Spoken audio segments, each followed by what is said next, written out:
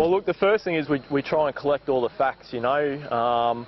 Quite often, as you can imagine, crocodile stories, they regularly get exaggerated, or we might hear about them third hand, so it's really important that we try and get to the bottom of actually what really occurred. That allows us to make a better assessment on the animal's behaviour.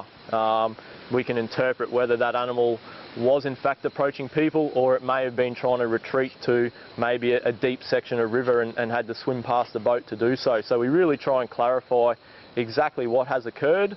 Then we'll usually go out for ourselves and conduct a site assessment. We'll consider the area and whether an animal in that area is an increased threat. We'll consider whether the behaviour of that animal is an increased threat to people, and we'll also consider the activities that people are undertaking in that location and whether they're appropriate, or maybe that's where we need to focus our efforts on better educating people using that site. So we'll work through all of that.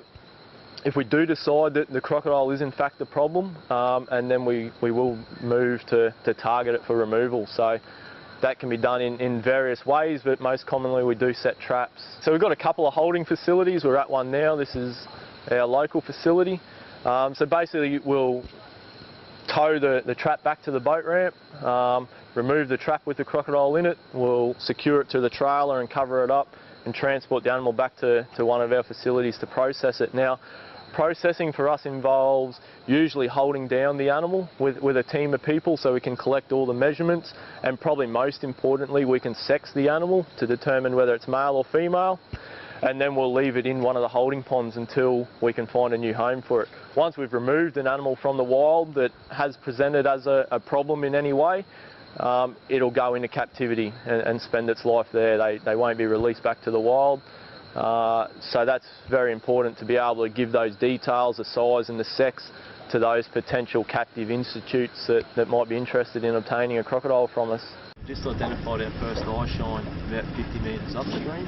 So what we want to do now, we really want to try and size class that animal. So we need to get close enough to estimate its head length, and then we'll know what its total length will be. So we're just going to move in really slowly, under idle the motor. So we need to be quiet, so we won't talk from here on in, and we won't make any sudden movements. So we'll just be nice and slow and quiet, and we'll start approaching the animal in order to estimate its size. Yeah, look, I guess there's always potential for incidents. Even not so much with the crocodile directly. For us, we're often working at night time, driving long distances, operating vessels. So all of those activities all come with associated risks. For us, it's all about making sure our staff have got the skills and experience they need to deal with a variety of situations. So we really try and spend a fair amount of time training our staff and exposing them to those different situations, and working in that field environment where you're often up against things that are out of your control, the weather, the tides.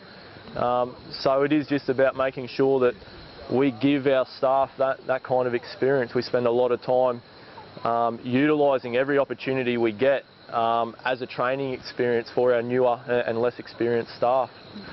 Look, education's a really big focus for our department, and I guess we definitely don't want people to be fearful of crocodiles, but we don't want people to be blasé either. So we try and find that balance through our education programs.